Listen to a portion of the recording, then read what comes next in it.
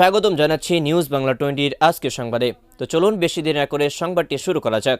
অধ্যত্বের চরম সীমা লঙ্ঘন করে ইসরায়েল যখন ইরানের পার্স গ্যাস ফিল্ডে হামলা চালায়, তখনই ইরান জানিয়ে দেওয়া হয় এবার গোটা মধ্যপ্রাচ্যে আগুন জ্বলবে, একটি তেল এবং গ্যাস রিফাইনারিকেও ছাড় দেওয়া হবে না।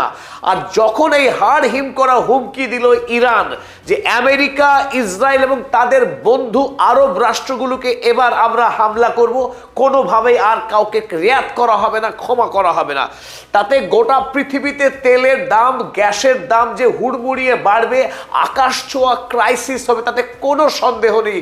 আর এই আতঙ্কে ডোনাল্ড ট্রাম্প তড়িঘড়ি মাঠে নেমে তখন ইরানকে শান্ত করার চেষ্টা করলেন। তখন জানালেন ইসরায়েল যে ইরানের গ্যাস ফিল্ডে হামলা করবে এই বিষয়ে আমি কিচ্ছু জানতাম না, আগামীতে ইসরায়েল আর কোনোভাবেই ইরানের গ্যাস বা তেল ফিল্ডে আক্রমণ করবে না, আমি কথা দিচ্ছি ইরান যেন কোনো হামলা না চালায়।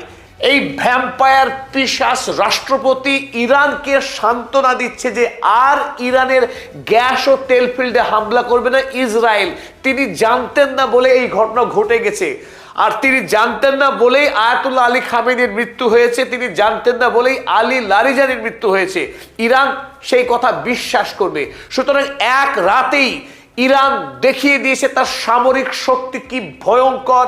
কেবলমাত্র গোটা মধ্যপ্রাচ্যে যাতে শান্তি বজায় থাকে, শান্তি ফিরে আসে, এই কথা মাথায় রেখে ইরান এখনো পর্যন্ত সীমিত আক্রমণ চালিয়েছিল প্রতিবেশী রাষ্ট্রে। এবার সমস্ত বাঁধ ভেঙে গেছে। গতকাল থেকে ইরান লাগাতার মধ্যপ্রাচ্যের আমেরিকা, ইউরোপকে তেল এবং গ্যাস সরবরাহ করে এবং আমেরিকার মালিকানা আছে এমন সমস্ত গ্যাস এবং তেল ফিল্ডে ভয়ঙ্কর আক্রমণ চালিয়ে গোটা পৃথিবীতে এই মুহূর্তে ত্রাস সৃষ্টি করছে ইরান। পৃথিবীর সমস্ত শেয়ার মার্কেটে আজ সারাদিন এবং আজ রাত ধরে চলবে রক্ত প্লাবন, বিনিয়োগকারীদের টাকা জল হচ্ছে এবং সারা পৃথিবীতে আগামী কয়েক বছর ধরে জ্বালানির তীব্র সংকট শুরু হবে, এতে বিন্দু মাত্র সন্দেহ নেই।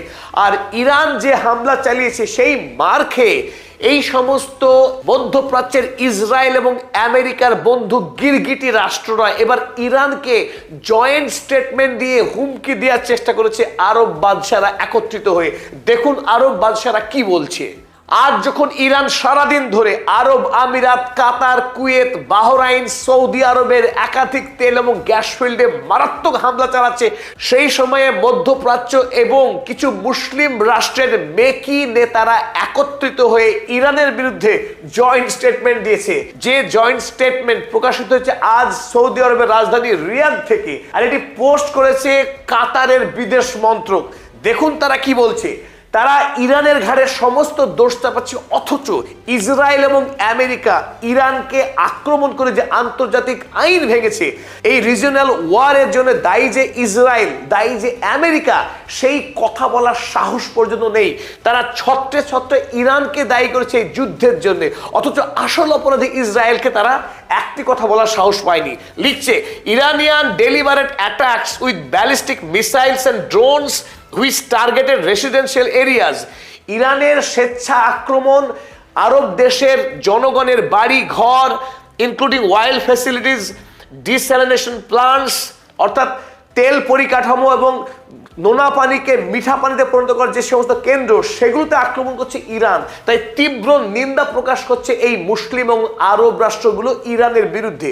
এয়ারপোর্টস অ্যান্ড ডিপ্লোম্যাটিক সেন্টার্স, অর্থাৎ যেখানে আমেরিকা এবং ইসরায়েলের ঘুঘুর বাসা, যেখানে মুসলিম বিশ্বের বিরুদ্ধে চক্রান্ত করে ইসরায়েল রাষ্ট্র ওই আরবের মাটিতে বসে সেই ডিপ্লোম্যাটিক সেন্টারে আক্রমণ করছে ইরান, তার বিরুদ্ধে প্রতিবাদ জানাচ্ছে আরব বিশ্বের রাষ্ট্রনায়করা একত্রিত হয়ে ইরানের বিরুদ্ধে। এটাই হচ্ছে তাদের জয়েন্ট স্টেটমেন্ট। এই স্টেটমেন্টে ইরানকে স্মরণ করানো হয়েছে সাম্প্রতিক জাতিসংঘে ইরানের বিরুদ্ধে 1817 নম্বর রেজুলেশন পাশ করা হয়েছে, যে রেজুলেশনে আমেরিকা এবং ইংল্যান্ড বা ফ্রান্স এরা একত্রে দাবি জানিয়েছিল ইরানকে অবিলম্বে সমস্ত আক্রমণ বন্ধ করতে হবে প্রতিবেশী রাষ্ট্র কিংবা আমেরিকান সেনা ছাউনিতে। এই হাস্যকর দাবি জানিয়েছিল জাতিসংঘের রেজুলেশন নাম্বার 1817। সেই রেজুলেশনকে সামনে নিয়ে আরব রাষ্ট্রগুলো এখন ইরানকে নীতিবাক্য পাঠ করাচ্ছে যে ওই রেজুলেশন মানা উচিত ইরানের। অথচ তারা একটিবারের জন্য বলার ক্ষমতা রাখেনি যে আমেরিকা এবং ইসরায়েল তারা আগ্রাসন বন্ধ করুক। ইরানের সাধারণ নাগরিককে যে বর্বরচিত কায়দায় খুন করে চলেছে ইসরায়েল এবং আমেরিকা, যেভাবে স্কুলের ছাত্রীদের খুন করলো, যেভাবে ইরানের প্রথম সারির নেতৃত্বকে ইসরায়েল ধারাবাহিকভাবে খুন করছে, তার বিরুদ্ধে একটি কথা বলার সাহস পায়নি এই মোহাম্মদ বিন সালমানরা, কাতারের আল থানি কিংবা নির্লজ্জ মিশরের শাসক আল সিসি।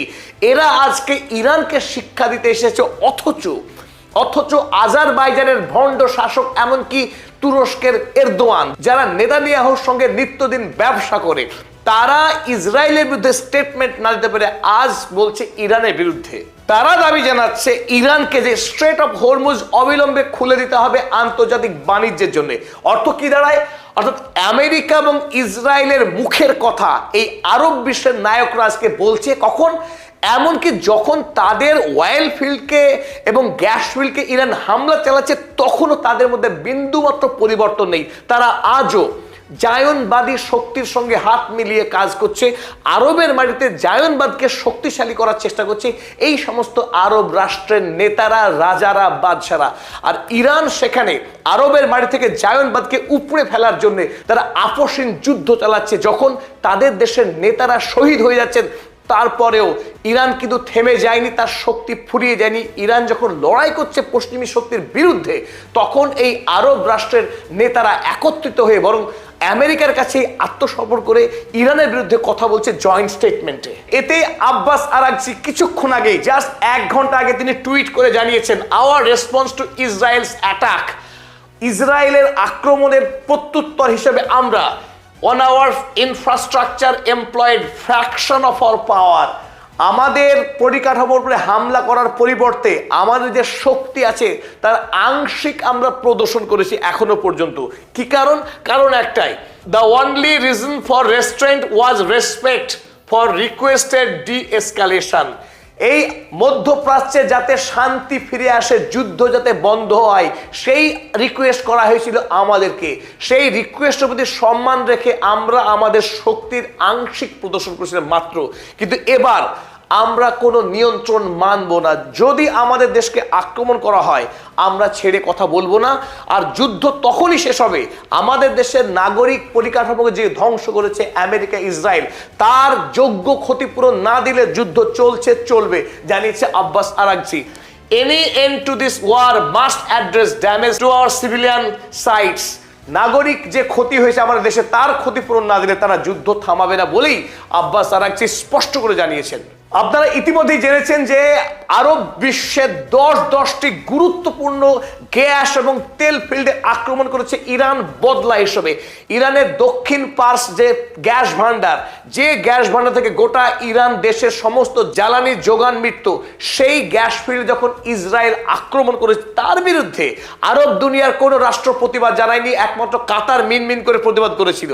কিন্তু যখন ইরান বদলা নিচ্ছে, তখন আরব রাষ্ট্রগুলো একত্রিত হওয়ার একটা মেকি চেষ্টা করছে। চলুন আমরা দেখে নিই আজ আরব বাদশারা কেন হাই হাই করছে, তাদের কি ভয়ঙ্কর ক্ষতি হয়েছে। ক্ষতির একটু খতিয়ান আমরা একটু দেখে নেওয়ার চেষ্টা করি।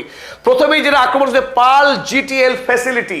কাতারের পার্ল জিটিএল ফ্যাসিলিটি এটি অন্যতম প্রধান কেন্দ্র কাতারের হৃৎপিণ্ড অর্থনৈতিক দিক থেকে। কারণ এখান থেকে কাতার প্রতি বছর শত বিলিয়ন ডলার বৈদেশিক মুদ্রা অর্জন করত, কারণ পৃথিবীর সর্ববৃহৎ প্রাকৃতিক গ্যাস থেকে তরল জ্বালানি পরিণত করার কেন্দ্র। আর এখান থেকেই আমেরিকা এবং ইউরোপ তাদের যে জেট প্লেন, সেই প্লেনের জ্বালানি এখান থেকে সংগ্রহ হতো। তাই আমেরিকা এবং ইউরোপকে জেটের জ্বালানি ইরান দিতে চায় না, যাতে আগামী দিনে আমেরিকা এবং ইউরোপ জ্বালানি সংকটে ভোগে, তাদের জন্য চরম শিক্ষা হয়। তার জন্য এই জিটিএল সেন্টারে আক্রমণ চালিয়েছে। পার্ল জিটিএলে প্রতিদিন 1.6 বিলিয়ন কিউবিক ফিট গ্যাসকে তরলে পরিণত করা হয়। আর প্রতিদিন এখান থেকে 1,40,000 ব্যারেল তরল জ্বালানি আমেরিকা এবং ইউরোপের বাজারে বিক্রি হতো। কাতারের পার্ল জিটিএল সেন্টারে ইরান হামলা করে গুড়িয়ে দিয়েছে, ধ্বংসপ্রাপ্ত হয়েছে টোটাল ফ্যাসিলিটিস। কাতারেরই অপর সেন্টার রাস লাফান শহরে রাস লাফান এলএনজি প্রসেসিং ট্রেনস, পৃথিবীর ব্যবহার করা এলএনজির 20%ই আসতো এখান থেকে, রাস লাফান এলএনজি প্রসেসিং ট্রেনস থেকে। আর সেই এলএনজির বড় অংশ যেত ইউরোপের বাজারে। ইউরোপের প্রচন্ড শীত থেকে বাঁচার জন্য ইউরোপের বাড়ি ঘর এবং ইউরোপের কলকারখানার সস্তা জ্বালানি হিসেবে এই এলএনজি বিক্রি করতে এতদিন কাতার। আগামী দিনে ইউরোপের কলকারখানার চাকাকে থামিয়ে দেওয়ার জন্য ইরান হামলা চালিয়েছে এই রাস লাফান এলএনজিতে, যাতে করে তারা ইরানের বিরুদ্ধে যুদ্ধ না করতে পারে। আমেরিকায় এবং ইউরোপে জ্বালানির দাম আগামী দিনে 500% বাড়বে, কোনো সন্দেহ নেই। আগামী গোটা পৃথিবী জুড়ে এক ভয়াবহ জ্বালানি সংকট হতে চলেছে। আপনারা দেখুন এই ছবি, আক্রমণ হওয়ার পর এই রাস লাফান এলএনজি সেন্টার দাও দাও করে জ্বলছে। আমরা টাটকা ফুটেজ আপনাদের সামনে তুলে ধরলাম। সৌদি আরবকেও ছেড়ে কথা বলেনি ইরান। সৌদি আরবের আরামকো পৃথিবীর সর্ববৃহৎ তেল কোম্পানি, সেই তেল কোম্পানির একটা ইউনিট সামরেফ। এই সামরেফ তেল রিফাইনারির মালিকানা শুনলে অবাক হবেন, অর্ধেকটা আরবের, অর্ধেকটা আমেরিকার। আমেরিকায় আরব থেকে মধু সংগ্রহ করছিল। ইরান সেই সামরেফে হামলা চালিয়েছে, যার অর্ধেক মালিকানা আমরা আগেই বললাম এক্সন মোবিল। আমেরিকার এক্সন মোবিল 50% আর আরামকো 50%। আমেরিকার অর্ধেক মালিকানা থাকে সামরেফ। এর অবস্থান ছিল দারুণ একটা জায়গায়, অর্থাৎ যখন ইরান হরমুজ প্রণালী বন্ধ রেখেছে সেই মুহূর্তে লোহিত সাগর দিয়ে অনায়াসে বিদেশের বাজারে এই তেল রপ্তানি করতে পারতো চাইলে আরব।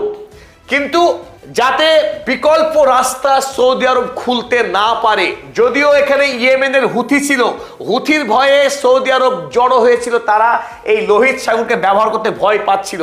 এখন আগামীতে যাতে কোনোভাবেই লোহিত সাগরের পথ সৌদি আরব ব্যবহার করতে না পারে, হরমুজ প্রণালী দিয়ে গোটা পৃথিবীকে যাতে ইরান আগামী দিনে শাসন করতে পারে, সেই ব্যবস্থাকে নিশ্চিত করতে আজ এই সামরেফকেই উড়িয়ে দিয়েছে ইরান। কুয়েতের দুটি বৃহৎ রিফাইনারি, যেখানে তেল এবং গ্যাস উভয়ই শোধন করা হতো, সেই দুটি কেন্দ্র মিনা আল আহমাদি এবং মিনা আল আবদুল্লাহ, এই দুটি কেন্দ্রে আক্রমণ করেছে ইরান। ফলে কুয়েতের যে শক্তি ছিল, যে শক্তির বিনিময়ে পশ্চিমী দুনিয়ায় জেটের ব্যবহার করা জ্বালানি, ইউরোপীয় এবং আমেরিকান স্ট্যান্ডার্ড পেট্রোলিয়াম প্রতিদিন লক্ষ লক্ষ ব্যারেল আমেরিকা এবং ইউরোপের বাজারে বিক্রি করত কুয়েত, সেই জ্বালানি বিক্রি করার রাস্তাকে এবার বন্ধ করে দিল ইরান হামলা চালিয়ে। আপনারা স্ক্রিনে দেখছেন মিনা আল আহমেদের মিসাইল এবং ড্রোন হামলা চালাবার পর দাও দাও করে আগুন জ্বলছে, এর তার আপনারা ধ্বংসের ছবি দেখতে পাচ্ছেন। এতদিন এই দুটি কেন্দ্র থেকে যে প্রতিদিন 4,66,000 করে ক্লিন ফুয়েল ইউরোপ এবং আমেরিকার বাজারে বিক্রি করত কুয়েত, সেই বিক্রি করা বন্ধ হলো। এই যে ছবি দেখছেন, এটা মিনা আল আবদুল্লাহ, কুয়েতের অপর গুরুত্বপূর্ণ ফ্যাসিলিটি, এটাও ধ্বংস হয়েছে অলরেডি।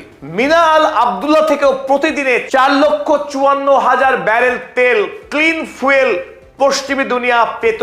ফলে পশ্চিমী দুনিয়াতে আগামী দিনে জ্বালানি নিয়ে যে কাড়াকাড়ি শুরু হবে, পয়সা ফেলেও তেল পাওয়া যাবে না, উড়বে না জেট, যুদ্ধ জাহাজ চলবে না। আগামী দিনে ইউরোপ এবং আমেরিকার জন্য কফিনের শেষ পেরেক পুঁতে দিল ইরান।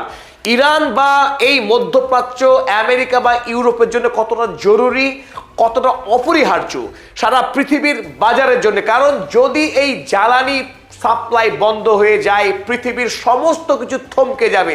সে পরিবহন ব্যবস্থা, বিশেষ করে খাদ্য, বস্ত্র, বাসস্থান, প্রতিটি ক্ষেত্রে মানুষের যে নিত্য প্রয়োজনীয় সামগ্রী, তার ব্যাপক সংকট শুরু হবে গোটা পৃথিবী জুড়ে। আর সেই দিন আজ, অর্থাৎ 19শে মার্চ, গোটা পৃথিবীর জন্য একটা ধ্বংসাত্মক দিন হিসেবে প্রমাণ হয়ে থাকবে আগামী দিনে। ইরান দেখিয়ে দিল তার হাতে শক্তি কতখানি রয়েছে। অপরদিকে মধ্যপ্রাচ্যের এই মুহূর্তে ভিলেন নাম্বার 1 স্টেট আরব আমিরাত।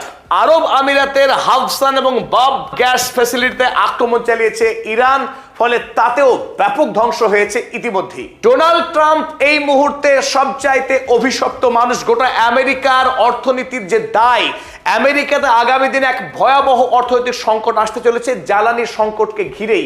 ইউরোপের বাজারে একটা ত্রাসের পরিবেশ তৈরি হয়েছে। ম্যাক্রন তিনি টুইট করছেন দিশেহারা হয়ে। গোটা ইউরোপ, গোটা আমেরিকা এবং পৃথিবী জুড়ে যে কথা শুরু করেছি, শেয়ার মার্কেটে রক্তপ্লাবন চলছে, ব্লাড বাথ চলছে।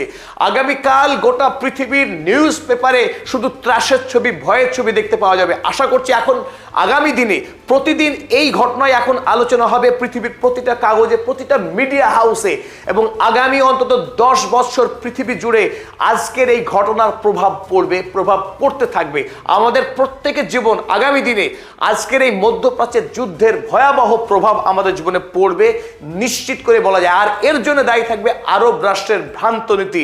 আমেরিকা এবং ইসরায়েলের রুটি শোকানোর কাজ যেটা করেছে আরব বিশ্ব এতদিন, তলে তলে জায়নবাদকে আশকারা দেওয়া, প্রশ্রয় দেওয়া এবং আমেরিকার প্রলোভনে পা দিয়ে গোটা আরব দুনিয়াকে বিক্রি করা যে ভুল সিদ্ধান্ত গ্রহণ করেছিল, আর তারই মাসুল গুনতে হবে গোটা পৃথিবীকে আগামী দিনে।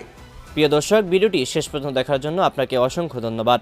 ভিডিওটিতে একটি লাইক দিয়ে চ্যানেলটি সাবস্ক্রাইব করে রাখবেন। দেখা হচ্ছে পরবর্তী কোনো আপডেট সংবাদে।